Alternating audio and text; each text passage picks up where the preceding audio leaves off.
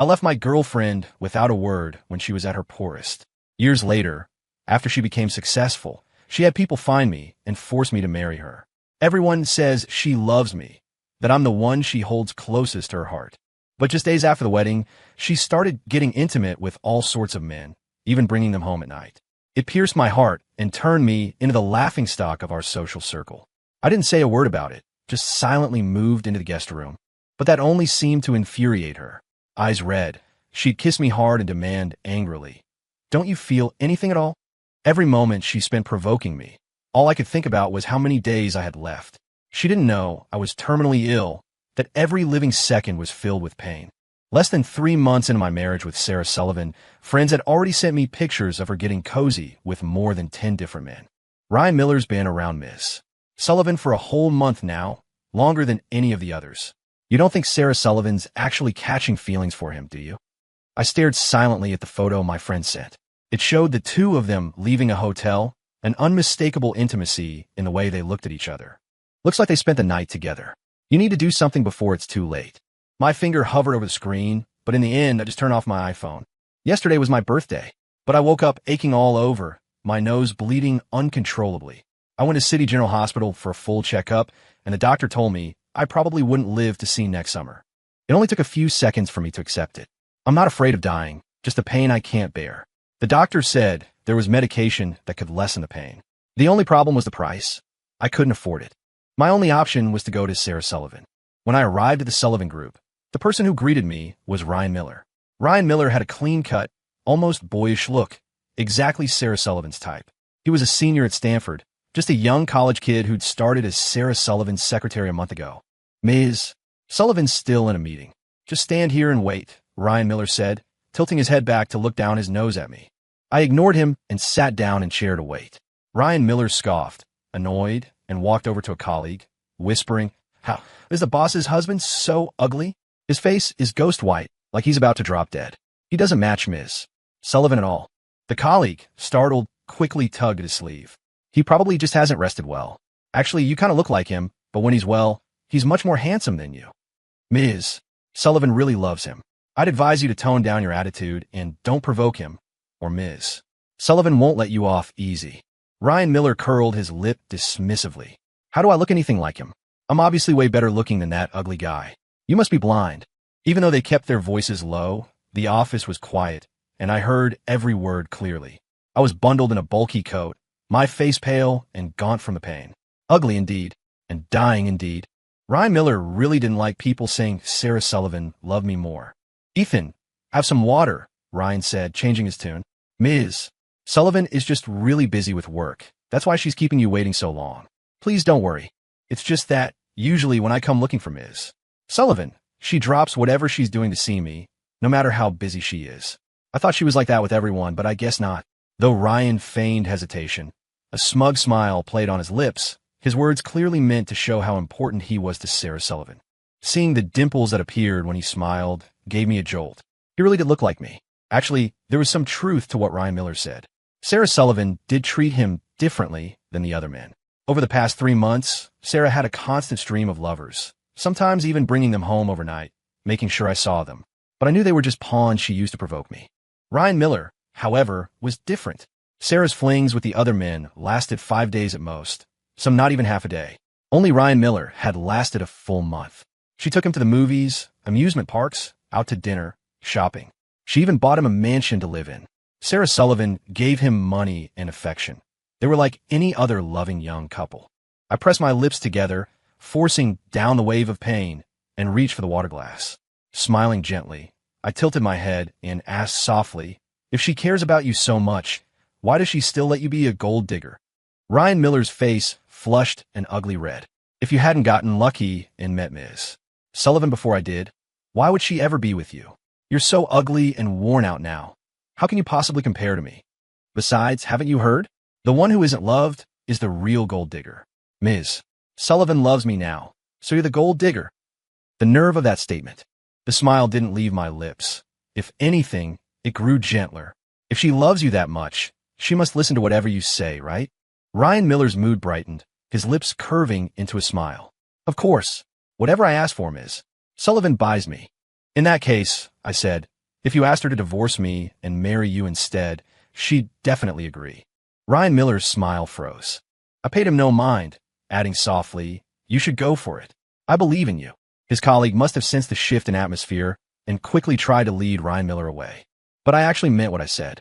I decided long ago not to let Sarah Sullivan get under my skin. She wasn't worth it. Not worth my sadness, my anger, or my jealousy. Ryan Miller ignored his colleague, snatched the water glass from my hand, lost his balance, and stumbled to the ground. Hot water splashed all over him, and the glass shattered on the floor. He scrambled to apologize, bowing repeatedly. I'll pick it up right now, Ethan. Please don't be angry. He crouched down to pick up the shards, but gashed his palm deeply. Blood welled up immediately. Sarah Sullivan, looking through the office window, immediately spotted the injured Ryan Miller. She threw open the door and rushed to Ryan Miller's side, grabbing his hand, her eyes filled with concern. Ryan Miller looked down, his voice weak. I'm fine. It was my own fault. I was clumsy. Please don't blame anyone else. Sarah Sullivan scanned the area, her gaze finally settling on me. Who gave you permission to hurt Ryan Miller? I opened my mouth, but the explanation died on my lips when I met her icy glare. So what if I did? I heard myself say. Ryan Miller looked startled for a second. Then his voice took on an even more wounded tone. It's my fault for being a gold digger, for being the other man, for falling for someone I shouldn't have. Ethan has every right to be angry. I deserve it, but I really can't control my feelings. As long as you don't send me away, I'm willing to be your lover for the rest of my life. He looked tenderly at Sarah Sullivan, confessing his deep affection. Ms. Sullivan, I love you. Sarah Sullivan chuckled softly and gently hugged him. I know. Don't be upset, and don't take his words to heart. Ryan Miller was truly different to Sarah Sullivan, unlike anyone else. Remembering why I'd come, I pulled my gaze back and said coldly, I need $140,000. Sarah Sullivan sneered, staring at me and gritting her teeth. Just as I thought, asking for money again. You really are a gold digger. Although Sarah Sullivan and I had been married for 3 months, we didn't even have each other's contact information. The few times I sought her out were always for money. It was clearly agreed upon from the start. If I agreed to marry her, she would give me money. Before, no matter the amount, she would give it to me. But this time, she looked at me with a smirk. I can give you the money, but first, you have to kneel and apologize to Ryan Miller. I closed my eyes, my voice weak. Impossible. Sarah Sullivan was willing to humiliate me just to stand up for Ryan Miller. The pain spreading through my heart at that moment was so intense, I couldn't even feel the physical ache in my body. Sarah Sullivan scoffed. Are you sure you don't want to reconsider? Just think, if you swallow your pride, that $140,000 could be yours. I let out a soft breath. No, thank you. Forcing back the pain, I turned and strode away. It was February now, the wind howling bone-chillingly cold, but my heart felt even colder. Sarah Sullivan, if you knew later that this money could have let me live a little longer, a little more comfortably, would you regret your decision today? The short distance from the Sullivan Group building to my place took me an hour, trembling the whole way. Back home, I took my medicine and curled up under the covers. I took sleeping pills, just wanted to sleep deeply enough not to feel the pain. Soon, I drifted into a dream, back to a time when Sarah Sullivan still loved me. I was 19 then, and Sarah Sullivan hadn't started her business yet. She was far from being as wealthy as she was now. It was Valentine's Day, and Sarah Sullivan and I were walking hand in hand in the light snow when we suddenly saw a couple coming out of a flower shop. The boy held a peony bouquet, strikingly vibrant against the white snow. I couldn't help but stare, sigh, it's so beautiful. Sarah Sullivan silently hugged me, hiding her reddened eyes from me, and didn't leave my side until dark. It wasn't until 3 days later on my birthday that she appeared below my dormitory, holding a peony bouquet. The bouquet cost a full $41. She had spent 3 whole days out in the freezing cold, handing out tens of thousands of flyers just to earn $50. My heart ached looking at her face, pale and bloodless from the cold. I reached out and hugged her, my voice choked. Sarah Sullivan, I'm not worth you sacrificing your health like this. Sarah Sullivan kissed me, silencing my words. After a long moment, she pulled back and retorted, You are worth it. Ethan, you deserve the best things in the world. She pushed the flowers into my arms, smiling. Ethan, you're more beautiful than the flowers. I couldn't stop my eyes from welling up, tears streaming down. Don't cry, don't cry. It's your birthday today. You can't be unhappy. I bought a red velvet cake too. Sarah Sullivan picked up the red velvet cake she'd placed nearby, looking a bit embarrassed. I didn't have much money left after buying the flowers, so I could only get a 6-inch cake. But I won't eat any. It's all for you. I looked at the 6-inch cake and chuckled softly. It's enough. Enough for us to share. That day, amidst the blanketing snow, Sarah Sullivan and I finished the red velvet cake, 1 spoonful each. I don't remember what the cake tasted like, only that it was incredibly sweet. I've never eaten a red velvet cake that delicious since. Nor have I ever seen a sight more radiant than Sarah Sullivan holding those flowers. Half asleep, I thought I heard Sarah Sullivan calling my name. Cherishing the moment, my voice came out soft. Sarah, I want a peony bouquet, and I want to eat red velvet cake. As the words left my lips, before I could hear Sarah Sullivan's reply, I fell deeply asleep again. When I woke up, it was the middle of the night. Heavy snow was falling outside. Just then, the door opened, and Sarah Sullivan walked in. She came to my bedside, frowning. Why do you look so pale? Are you feeling unwell? Perhaps it was the deep night, or the warmth of the lamp. Her voice held a trace of concern, just like back when she still loved me. I was stunned for a moment. As I realized she was about to touch my face, I snapped back to reality and slapped her hand away. Don't touch me. Sarah Sullivan looked at her reddened hand, her expression turning ugly. Ethan, what the hell is wrong with you? I didn't answer, just scoffed back. Why are you back? She had bought Ryan Miller a mansion where they stayed together. This past month, she had spent many nights there and hadn't been back here in a long time. Ryan Miller would be there, taking care of her daily needs, making her laugh. Sarah Sullivan's face slowly darkened. She forcefully dragged me out of bed. What are you doing? Let go of me. My physical discomfort left me too weak to resist, and I stumbled as she pulled me into the living room. You said you wanted a peony bouquet and red velvet cake. I bought them for you as fast as I could, and this is the attitude I get. I followed her pointing finger. On the dining table sat a large red velvet cake with candles, and next to it, a bouquet of delicate peonies. So, I really had spoken in my sleep. Sarah Sullivan thrust the peony bouquet into my hands. Here, take the peony bouquet you wanted. I didn't get you a big red velvet cake back then, so I'm making up for it now. Can you just stop fighting with me? What was the meaning of Sarah Sullivan's actions now? Did she hope we could go back to how we used to be? But I didn't need it anymore. I had a terminal illness. I was going to die soon. The peony bouquet and red velvet cake could only exist in my dreams. In reality, I didn't want them anymore, just like I didn't want Sarah Sullivan anymore. I threw the peony bouquet into the nearby trash can, walked quickly to the table, and threw the red velvet cake in there too. Sarah Sullivan froze for a few seconds. Then her face contorted with rage, veins bulging on her forehead. She slammed me against the wall, gritting her teeth as she asked in a low voice, Ethan, do you just have to oppose me? Ignoring the pain in my back, I forced a smile and said softly, so what if I do? Sarah Sullivan, I am opposing you. Sarah Sullivan, that was just something I mumbled when I was half conscious, and you immediately went and did it, still as foolish as ever.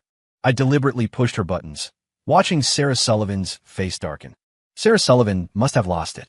She lunged at me, kissing me fiercely, biting and gnawing. She bit my lip hard enough to draw blood. Sarah Sullivan pushed me down onto the nearby sofa and bit my neck.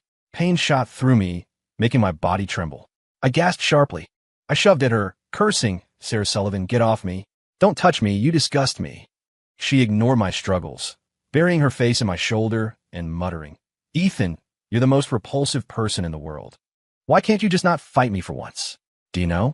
All these years, I've been waiting for you to give in, to comfort me. When I heard you say you wanted a peony bouquet and red velvet cake earlier, I was so happy I rushed out of my slippers. I didn't even notice the car coming down the street. I almost got killed. But then you called me stupid and threw my feelings back in my face. She lifted her head, staring intently at me, tears glistening in her eyes. Ethan, how can you be so cruel to me? Are you even human?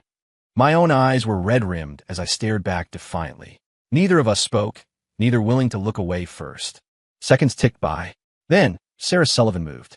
She slowly leaned closer and closer until her lips were almost touching mine. Just as I was about to resist, an iPhone rang. It was Sarah Sullivan's phone. She froze, then after a few seconds, sat up and picked up the iPhone. The iPhone screen flashed briefly, but I still caught the caller ID. It was Ryan Miller. Sarah Sullivan hesitated for a moment before answering. The room was silent, so silent I could hear Ryan Miller crying on the other end. Ms. Sullivan, did you go see Ethan? I made a whole dinner tonight and kept waiting for you, but the food's all cold now, and you still haven't come back. Ms. Sullivan, don't you want me anymore? Don't you like me anymore?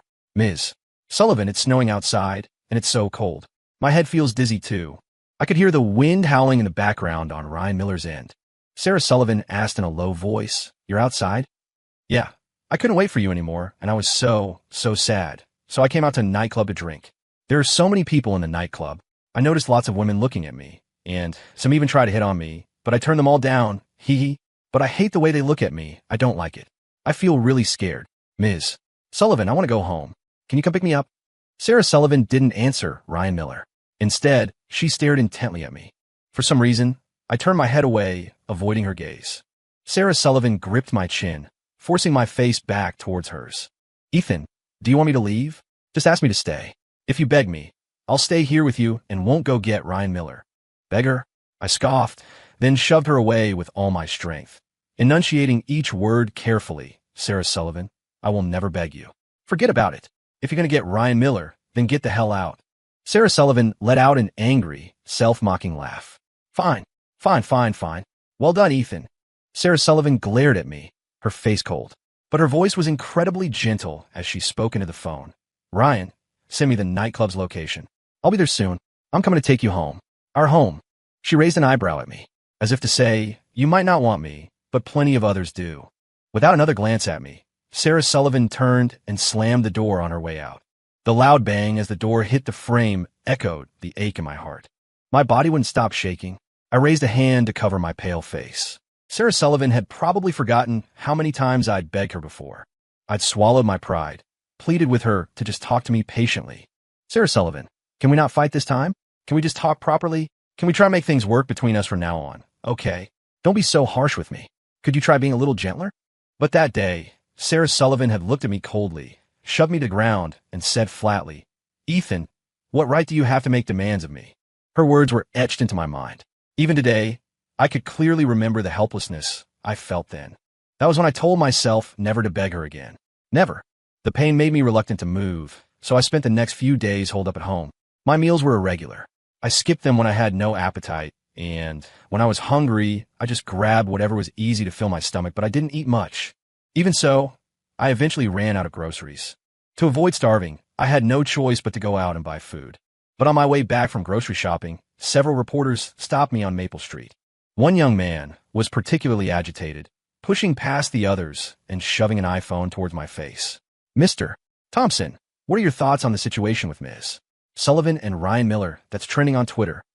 Twitter trends? My days and nights were mixed up, and I'd been in a daze, completely unaware of what was happening outside, let alone any Twitter trends.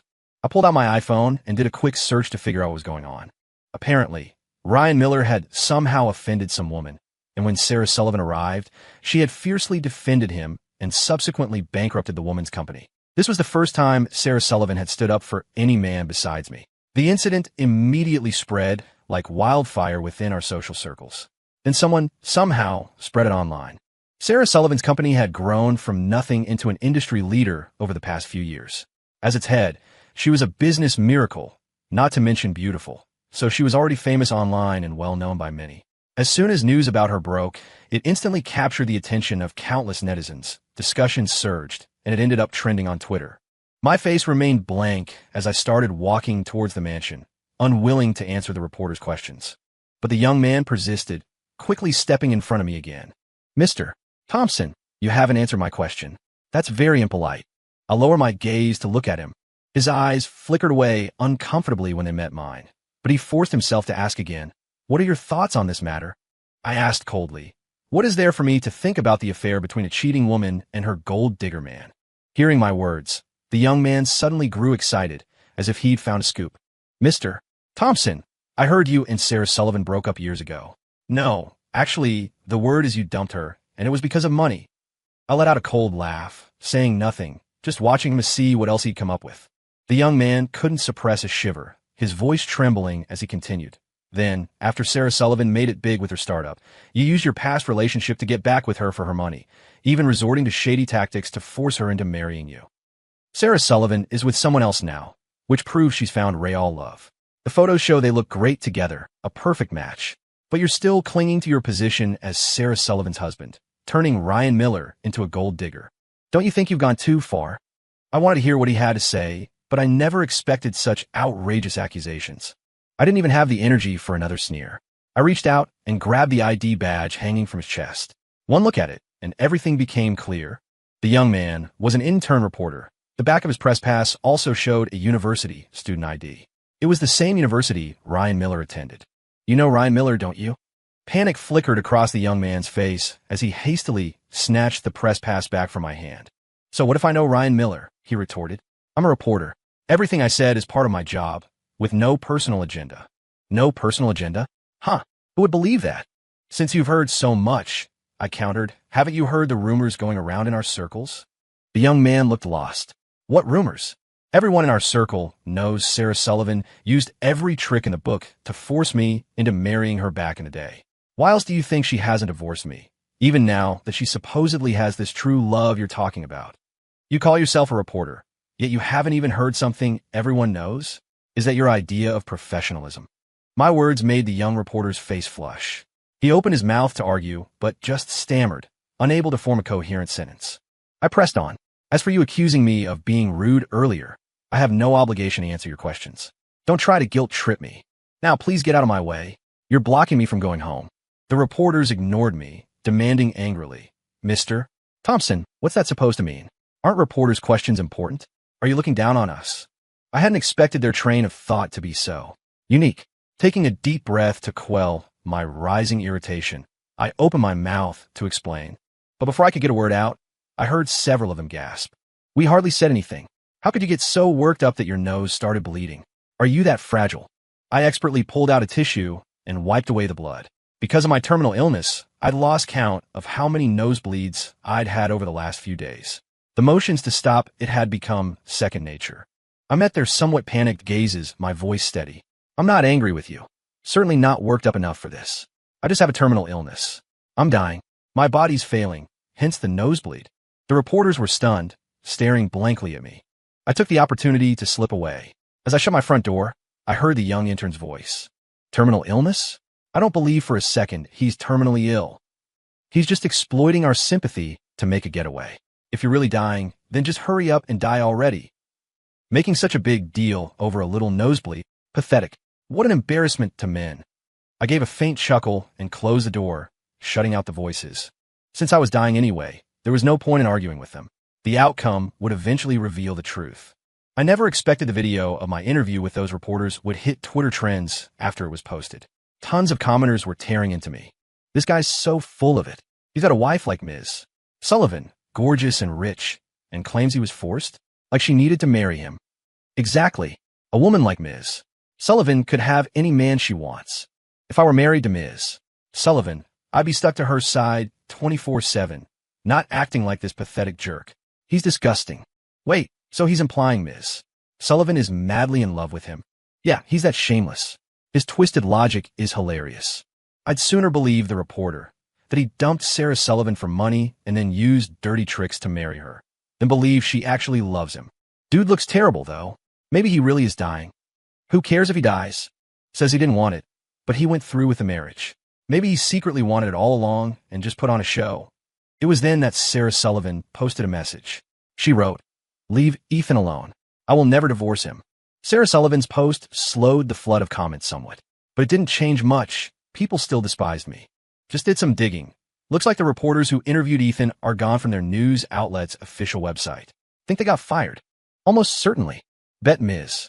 Sullivan pulled some strings. Gotta admit, she's powerful. But why would she defend Ethan? Don't tell me she actually loves him. Maybe her husband has some dirt on Ms. Sullivan. Amidst the swirl of suspicion, a dissenting voice suddenly popped up. None of you understand anything. You don't know the first thing about it. Why are you all just wildly speculating? That comment immediately grabbed everyone's attention. Oh yeah? You know something we don't? Whoa, someone actually knows the inside story. Spill it. Spill it. What's the truth? But after posting that one message, the person vanished. So, people stopped wondering about the truth and went back to their previous arguments. But I found myself staring dazedly at that particular message, unable to look away. The real reason I left Sarah Sullivan back then. It's actually pretty damn cliche. My life used to be completely ordinary. I studied hard for years, got into a good university, even had a girlfriend who loved me. I was just looking forward to graduating, getting a job, making money, and settling into a comfortable life. Just when I thought my quiet, happy life would go on forever, devastating news arrived. My mother, who had always been the picture of health, suddenly collapsed and was rushed to City General Hospital. When I rushed over in a panic, my mother was lying in the VIP ward, her face pale. The doctor said she had a terminal illness, something incredibly rare in medical history, with no known cure. And it was hereditary. Not only was there a high chance I would develop it later, but any children I might have would also risk inheriting it. My mom's illness came on aggressively. The woman who used to be so full of life became gaunt with pain in just a few days. Her nose wouldn't stop bleeding, and she even fainted from blood loss. I rushed around taking care of my mother, and in quiet moments, I just stare at her, lost in thought. I'd never imagined I could lose my mother so suddenly. When Mom woke up from fainting, she still managed to force a smile to comfort me. "Ethan, don't be sad. Moms just go to another world to watch over you. Don't be silly. Everyone dies eventually. I'm just leaving a bit early. That's all."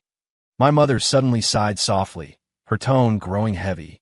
"Ethan, I'm not afraid of dying, but I'm terrified you'll inherit my illness. Mom wants you to live a long life. And if you got sick too, what would Sarah Sullivan do?" Hearing Mom mention Sarah Sullivan startled me. Sarah's a good kid. You two care about each other a lot. Started dating back in high school, didn't you? You thought you were hiding your puppy love because you were afraid I'd find out, but you're my son, and it was so obvious. How could I not notice the change in you? Back then, you'd get that silly grin on your face sometimes, barely touch your breakfast before rushing off eagerly to school. I worried, so I'd secretly watch from the window, and sure enough, I'd see that Sarah girl waiting for you on Maple Street with her bicycle. But that poor girl has had a hard life. When her parents divorced, neither of them wanted her. Even with parents alive, she lived like an orphan, getting just a tiny bit of money for living expenses each month. But she never hesitated to spend it on you.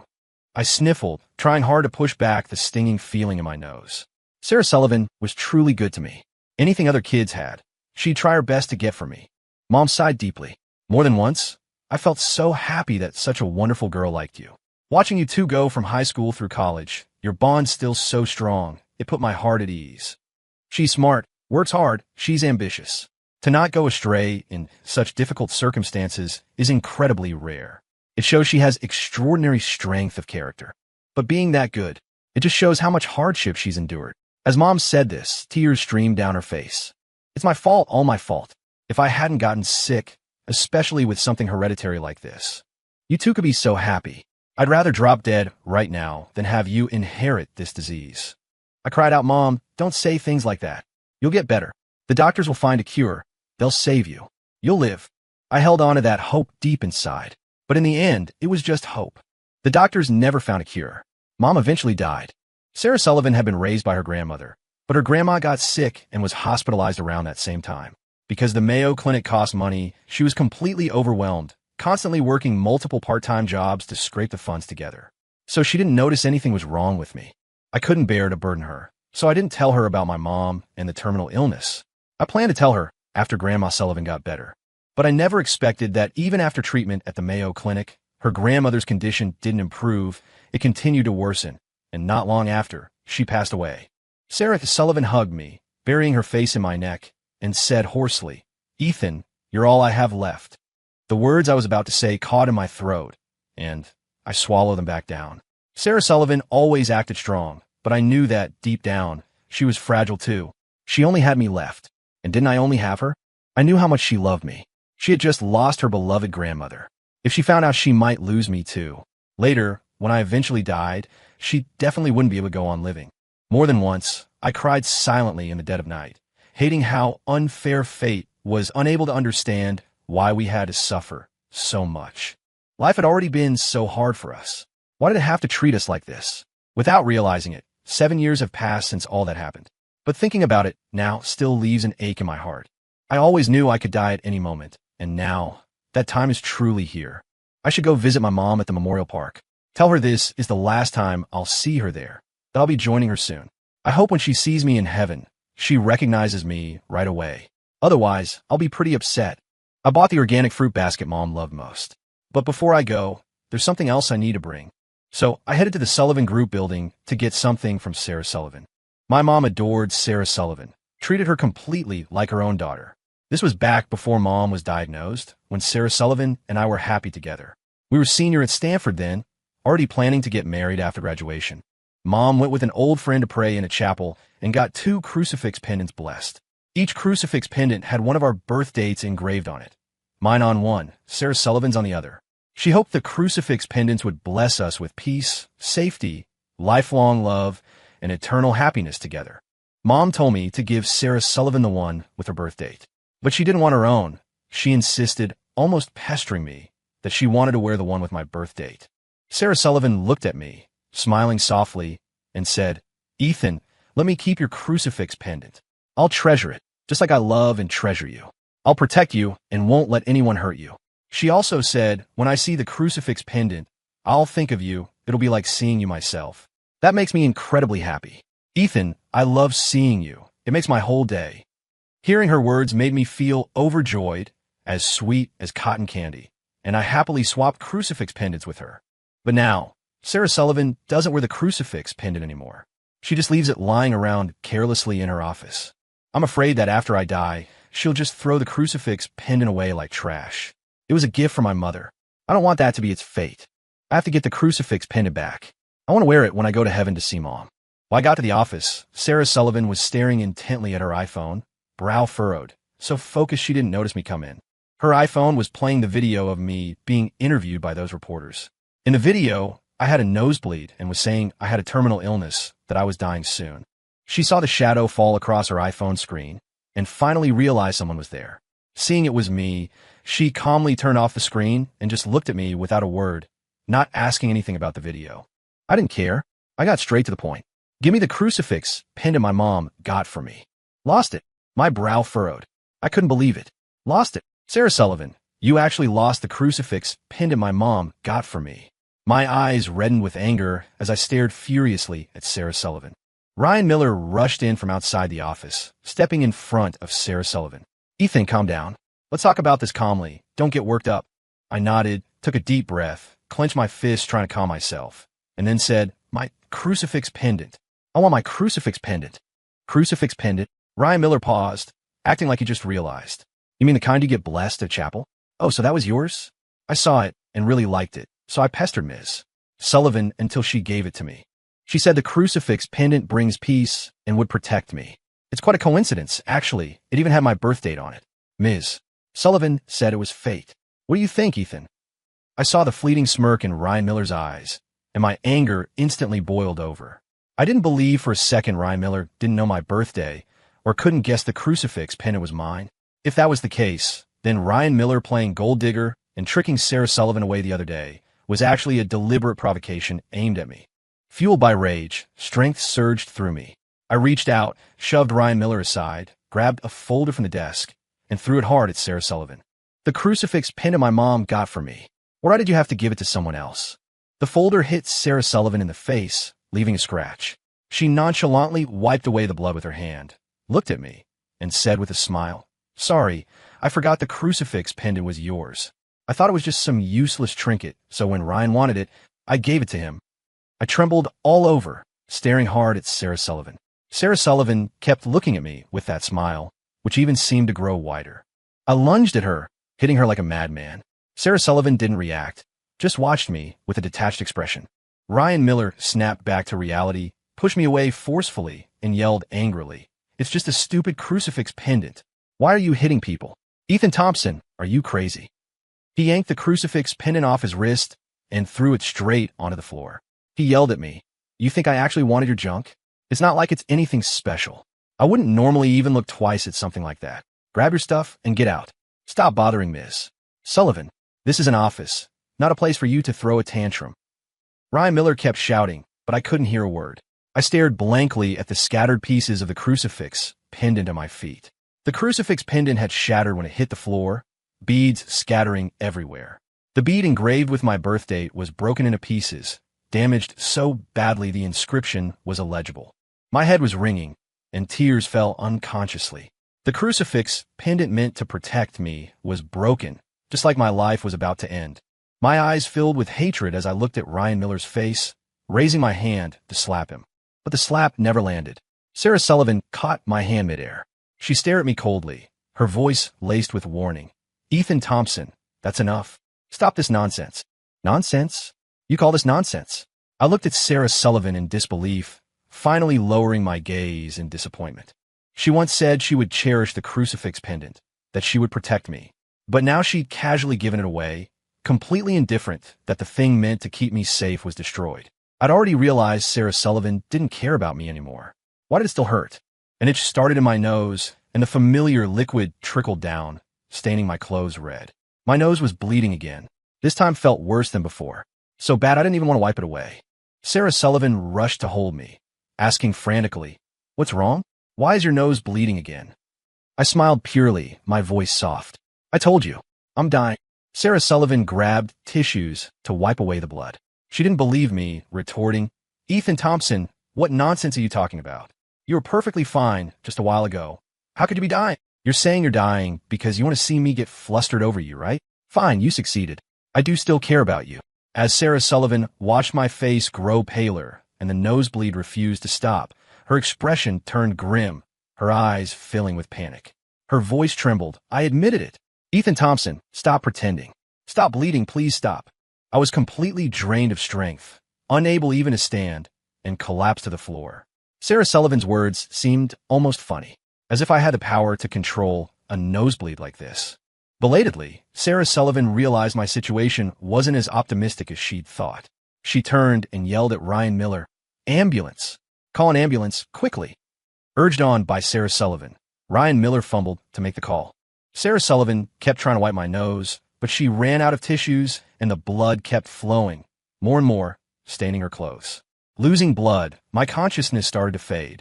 Just before passing out, I saw Sarah Sullivan's face, lost and helpless like a child's, hot tears falling one by one. She kept murmuring, "Why? Why is this happening? Why won't the blood wipe away? Why won't it stop? Ethan Thompson, get better. Please don't scare me like this. I'm scared." When I regained consciousness, I smelled the sharp scent of disinfectant. I figured I must be in City General Hospital. A doctor was saying he's lost the will to live himself, and the stress aggravated his symptoms. If he'd managed it with medication, he could have lived until next spring at least, but he said he had no dollar, wouldn't buy the meds. His condition is uncontrollable now.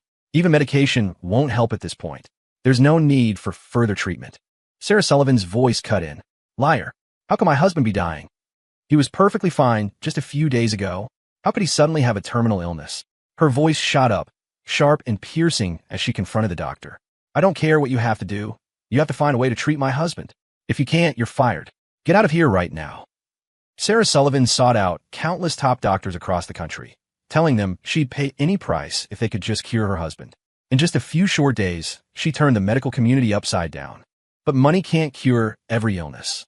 And mine was a terminal condition doctors hadn't found a treatment for in years. Sarah Sullivan refused to believe it, simply tuning out anything the doctors said. She was convinced there had to be a cure for her husband somewhere in the world.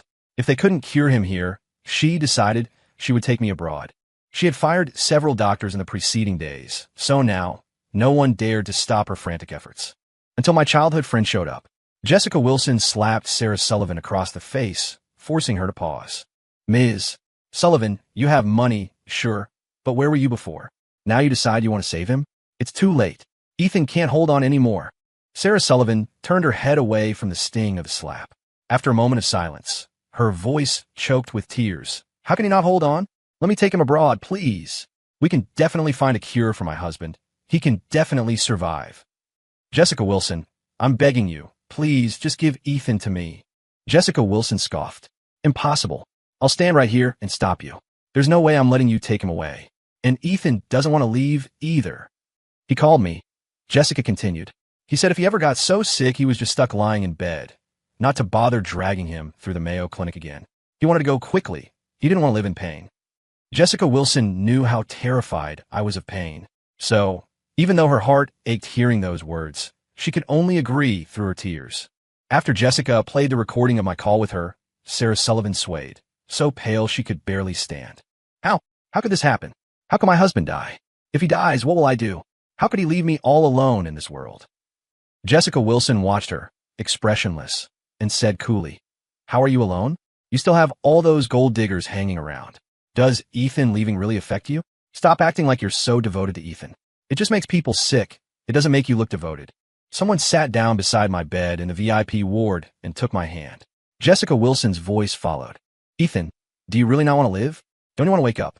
You haven't said goodbye to me yet. You haven't said goodbye to Aunt Thompson. I knew I might die suddenly from this terminal illness. So I had decided to say a proper goodbye to the world before I left. But I hadn't said goodbye yet. I couldn't die. At least not now. Tears slipped from the corners of my eyes. Beside me, the life monitors started beeping insistently. Doctors rushed in immediately, exclaiming it was a miracle that I was showing signs of waking up. They quickly told Jessica Wilson to keep talking to me. Jessica Wilson agreed excitedly. She sat by my side in the VIP ward continuously after that, holding my hand and talking until her voice grew hoarse. She recounted funny stories from our past, sometimes loud and animated, sometimes quiet and downcast, her emotions swinging wildly. Hearing Jessica Wilson's efforts to wake me, I didn't want to disappoint her. I stopped giving in, started fighting against my body, trying to pull myself out of the hazy fog in my mind. I wanted to comfort her, to tell her not to be sad. Thankfully, I finally woke up. For the week after I woke up, Jessica Wilson stayed by my side constantly, taking care of me. If it weren't improper, she probably would have insisted on watching over me, even when I used the bathroom. I found myself hoping I could get better soon, just so Jessica Wilson wouldn't be so tense. Her anxiety was becoming extreme. A few times, when I was lightly asleep, I clearly felt her place her hand under my nose to check if I was still breathing. It was lunchtime, and Jessica Wilson had to go get our food. But even then, she couldn't help looking back several times before leaving the room. Suddenly, I needed to use the restroom. Jessica Wilson usually helped me to the door, but since she wasn't there, I wanted to try getting there on my own. My body swayed precariously, but I managed to shuffle my way to the restroom. Thankfully, everything went smoothly inside. I breathed a sigh of relief, but I celebrated too soon. Just as I stood up and took a single step, everything suddenly went dark. I lost consciousness for a few seconds, lost control of my body, and fell straight to the floor. Sharp pain shot through my face, and my nose started bleeding again. Gritting my teeth against the pain, I struggled to get up. As I pushed myself up, my eyes fell on the mirror.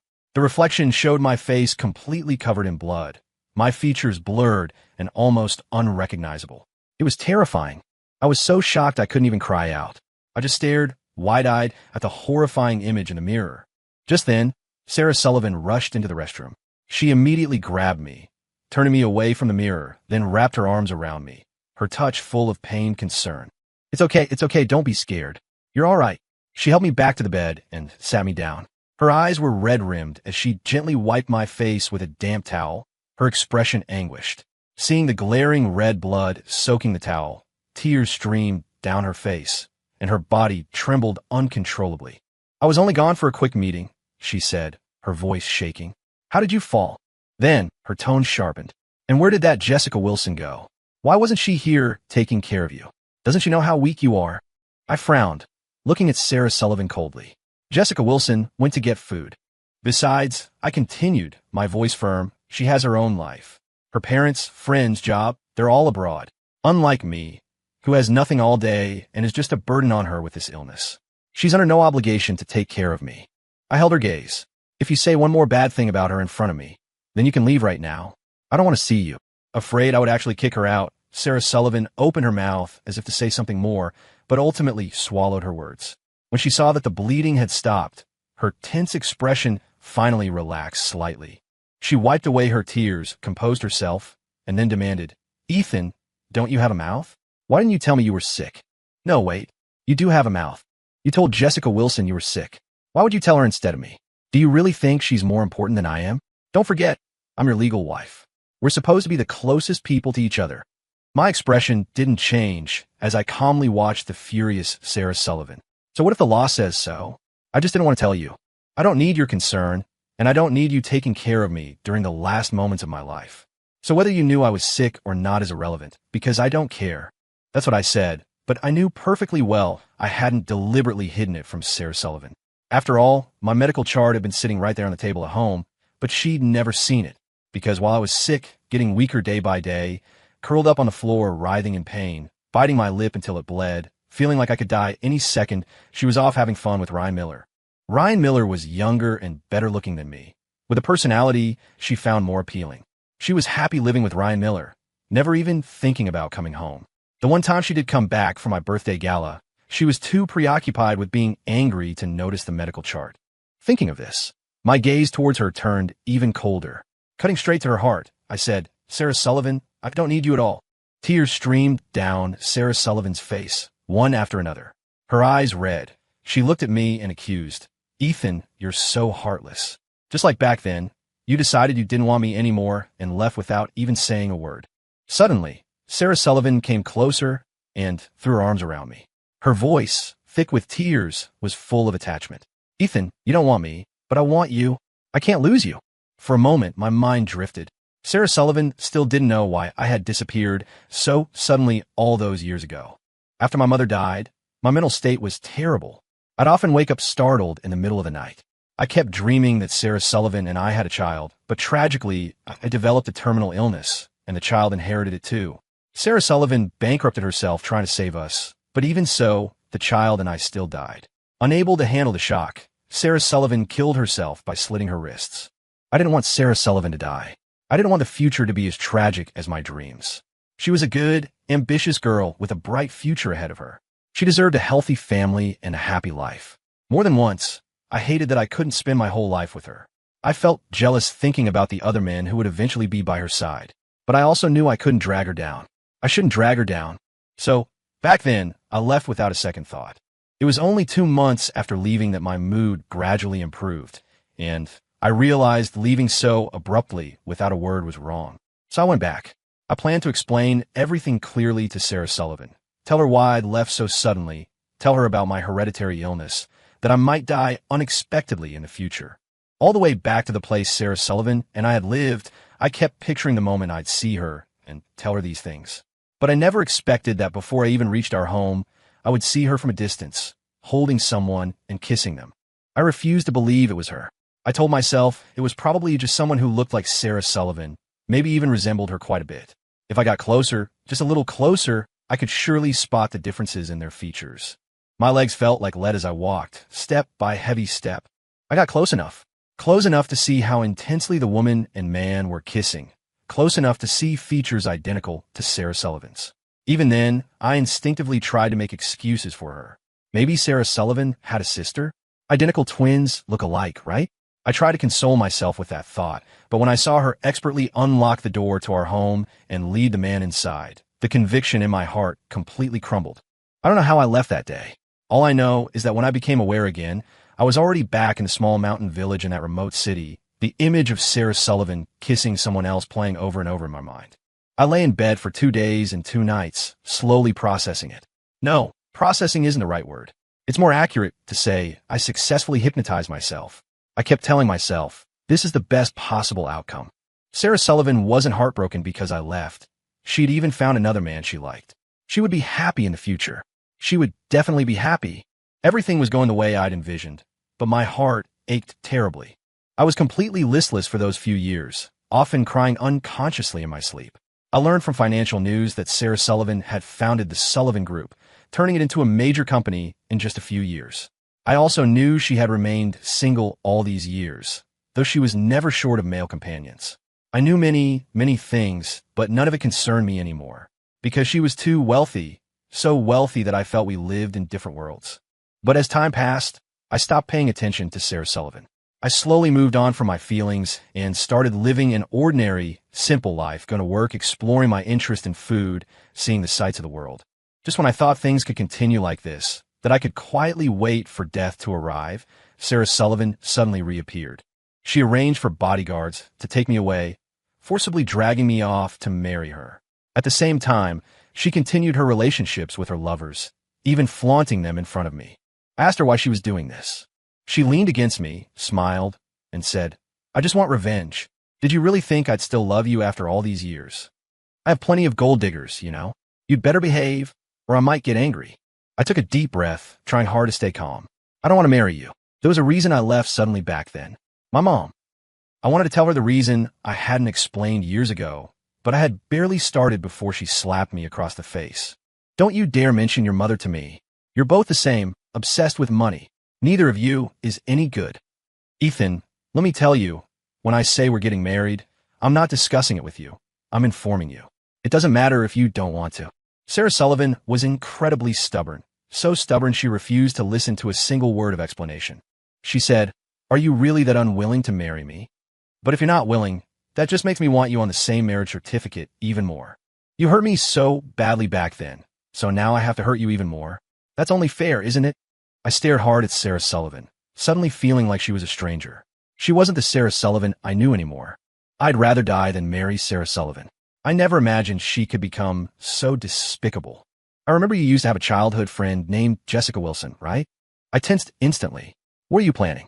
Sarah Sullivan kissed my lips, almost indulgently. Look how tense you are. What could I possibly do? She paused.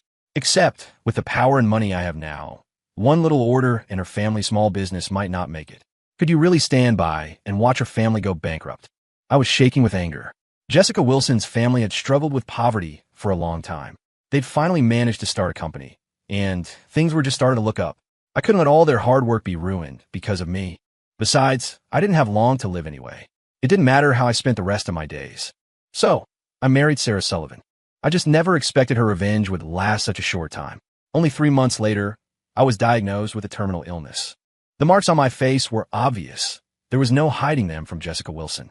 When she found out I hadn't waited for her and had acted on my own, she was furious and gave me the cold shoulder for days. If my mom were here, you wouldn't treat me like this. I felt hurt. I miss my mom. Can you take me to see her? Jessica Wilson went quiet for a moment before replying. Of course. As soon as you're better, I'll take you to see Aunt Thompson. I knew my body. It was wrecked. How could I possibly recover? But I wanted to see my mom, and I didn't want Jessica to worry, so I agreed. Okay. Every day after that, I tried to stay optimistic. I followed the doctor's treatment, swallowing handfuls of pills, getting all sorts of injections. The backs of my hands were constantly bruised purple and blue, but I never complained about the pain. Seeing this, though, Jessica's eyes would turn red. Ethan, don't just push through it, she'd say. If it hurts, tell me. I'd shake my head, my face pale. It's okay, it doesn't hurt. Don't worry. I'll do my best to get better. All my efforts seemed to be paying off. My body actually started to get slightly better. Not like a healthy person, of course, but before I needed help just to walk, and now I could manage on my own. I looked at Jessica Wilson hopefully. Can you take me to see my mom now? Yes. Jessica turned her head, trying to hide the tears in her eyes. But she couldn't hide the catch in her voice that instantly betrayed her. The scattered beads from the crucifix pendant were still at Sullivan Group, but I didn't want to retrieve them anymore. There was no point. I thought it over these past few days. That necklace felt like my destiny. Given my terminal diagnosis, it seemed almost fated to break. Nothing to make a fuss about. Just when we were ready to leave, though, Sarah Sullivan showed up to stop me. You're too weak right now. You're not going anywhere. Stay here at City General Hospital and rest. I insisted. I want to go. No. Sarah refused flatly. Then she immediately called her bodyguards and told them to stand guard at my door and not let me leave. Jessica got furious and started arguing with Sarah. Ethan just wants to see his mom. Why won't you let him go? What harm could one visit possibly do? Are you hoping all this stress will kill him faster, so you can marry that gold digger you've been seeing without any guilt? Sarah Sullivan glared coldly at Jessica. My husband isn't going to die. He'll live a long life. As for visiting his aunt, there'll be plenty of time for that later. Besides, Ethan's the one in the hospital. Why isn't she coming to City General Hospital to see him? Jessica looked at me, surprised. My mom is already. Before I could finish, Sarah suddenly clutched her stomach, her face pale. My stomach, she gasped weakly. It hurts so much. The bodyguards outside immediately helped her go find a doctor. I stared blankly in the direction Sarah had gone. Jessica sighed. Don't worry about her. Sarah's always got so much energy. She'll be fine. I thought so too. Yeah. Jessica looked at me. Why haven't you told her why you left all those years ago? I shrugged helplessly. It's like just now. Every time I try, something interrupts us. I assumed the bodyguards would leave now that Sarah was gone, but they remained stationed at the door. Sorry, Mr. Thompson, one said. We can't let you leave without Ms. Sullivan's permission. The faint smile I'd managed vanished, and the fragile good mood I'd held onto for days evaporated. I retreated back into silence, just like before. I started sleeping more and more, at least 15 hours a day. When I was awake, I'd just stare blankly out the window. My body was getting weaker. Maybe it was time to say goodbye to Jessica. I started keeping Jessica by my side each day, rambling on and on. She listened patiently, though eventually she couldn't hold back her tears and would start crying. She knew I was saying goodbye, but she refused to believe I was really dying. Ethan, don't be like this, she'd plead. You still have so much time left. Strangely, My energy actually seemed to improve over the next few days. The test results, however, were still grim. A final burst of energy before the end, I thought. Sarah hadn't visited, which made things feel quiet, almost peaceful. But then, unexpectedly, Ryan Miller showed up. Tears streamed down his face as he knelt by my bedside. "Mr. Thompson," he sobbed. "Please, let Sarah go. She's pregnant with my child. She's the mother of my baby. Stop using the fact that you're dying to keep clinging to her." I froze. The image of Sarah clutching her stomach that day flashed through my mind. So she was pregnant. All this time I've been sick, she's been out enjoying herself. She said she needed me, but her actions told a different story. Thank God I hadn't softened and believed her. Lost in thought, I didn't notice Ryan Miller reach out. He grabbed my arm suddenly. Caught off guard and already weak, I was half dragged out of the bed. Blood rushed to my head and my nose started bleeding. Jessica Wilson walked into the VIP ward just in time to see this. She rushed over, helped me up, and took out a tissue to wipe my nose. I waved her off, signaling I could wipe it myself. Jessica Wilson turned to Ryan Miller and shoved him to the ground. "Who gave you permission to hurt Ethan? Get out. Get out right now." She looked at the bodyguards by the door. "Please escort him out." The bodyguards looked at each other, hesitant. After all, they'd worked for Sarah Sullivan for years and inevitably knew Ryan Miller was Ms. Sullivan's latest favorite lover. They didn't dare to make a move. "Sorry, miss," one said. Ms. Sullivan's orders were only to prevent Mr. Thompson from leaving. A smug smile spread across Ryan Miller's face. Then he saw Sarah Sullivan and quickly composed himself, putting on a pitiful expression. "Ms. Sullivan, I just wanted to see Ethan, but they didn't welcome me. They just pushed me to the ground." Sarah Sullivan's dark eyes fixed on me. Jessica Wilson stepped in front of me. "I pushed him. So what if I did? He deserved it. If it weren't for him." Ryan Miller suddenly cried out, "Ms. Sullivan, my ankle hurts so much. I think I twisted it when they pushed me down. Could you take me to see a doctor?" Sarah Sullivan stared at Ryan Miller, but didn't agree immediately. Instead, she instructed the bodyguards outside. "You take him." Ryan Miller's eyes widened in disbelief. "They pushed me down so suddenly. I must be seriously hurt." "Ms. Sullivan, you have no idea how much force they used." "Enough." I couldn't listen anymore. "You say we pushed you, but why don't you mention how you almost dragged me off the bed first? And are you sure you came here to show concern for me?" Ryan Miller stammered. "What did I drag you?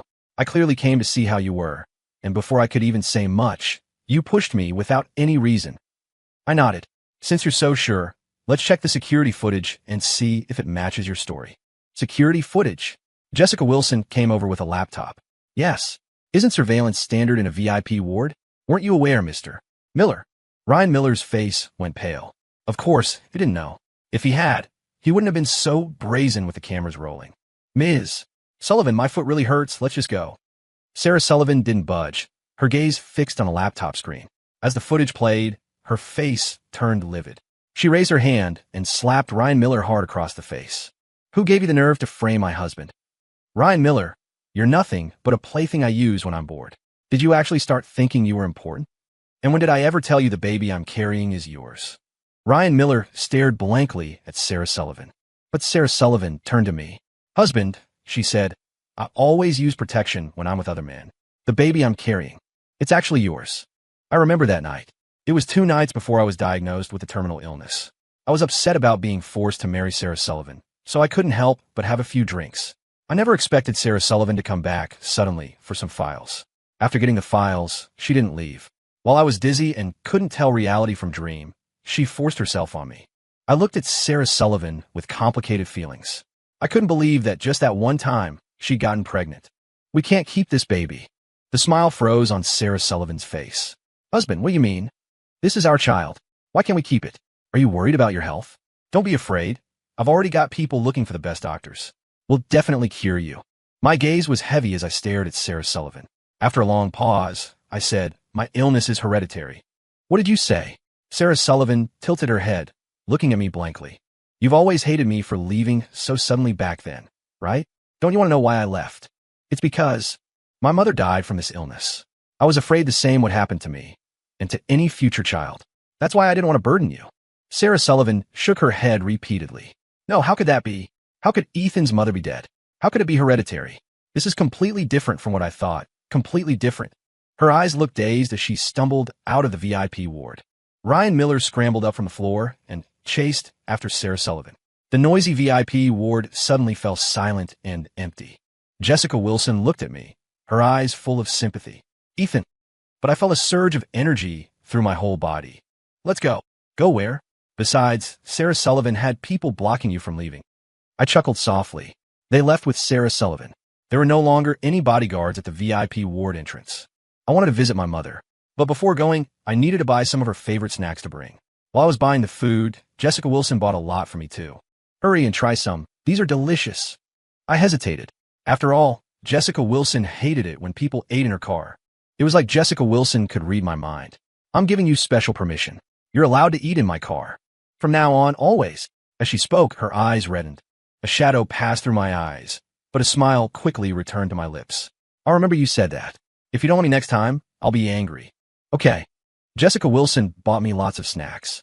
I ate until I was stuffed, but thinking I might never get the chance to eat them again, I couldn't bring myself to stop. But why did the cotton candy taste salty?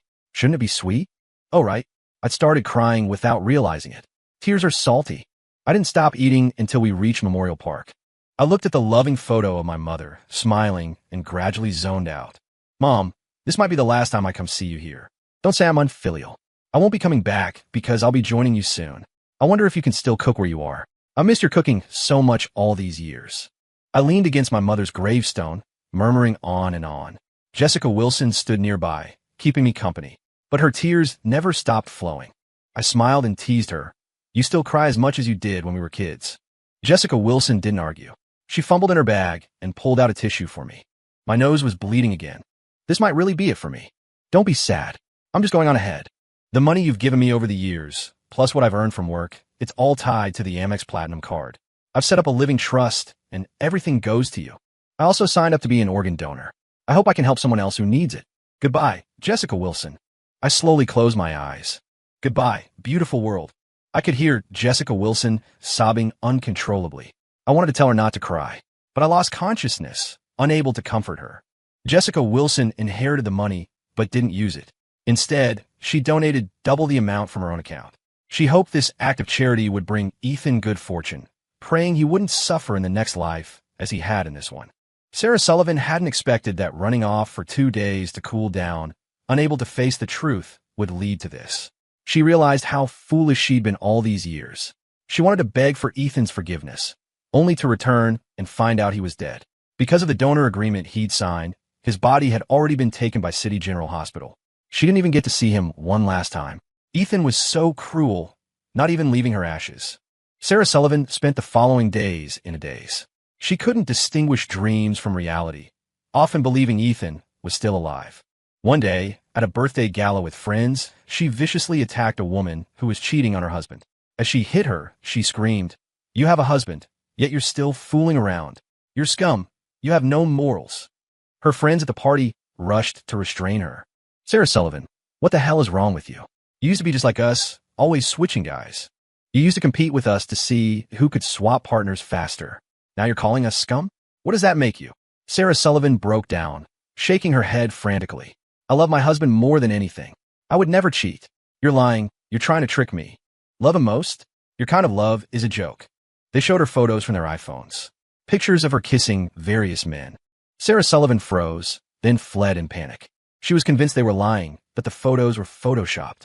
But after consulting 3 or 4 professional agencies, the results were unanimous. They weren't altered. The photos were real. How would she explain this? Would her husband be angry about what she'd done? He'd definitely be angry, wouldn't he? Ethan might even leave her. Hating her past self, she broke things off with all her lovers. But she never imagined Ryan Miller, who seemed so docile on the surface, could be so terrifying underneath. He tried to run her down with his car. Why? Why did you push me away? I love you so much, more than anyone. Why won't you even look at me? If you won't be with me, then let's die together. Sarah Sullivan didn't want to die yet. She was carrying Ethan's child, her only remaining connection to him. She couldn't let it be severed. She dodged with all her strength, instinctively shielding her stomach with both hands. But the child couldn't be saved. She had a miscarriage. Ryan Miller was charged with attempted murder and sent to prison thanks to Sarah Sullivan. But even that wasn't enough for her. During a lull in his sentencing at the Manhattan Supreme Court, she lunged forward and stabbed him. Go to hell.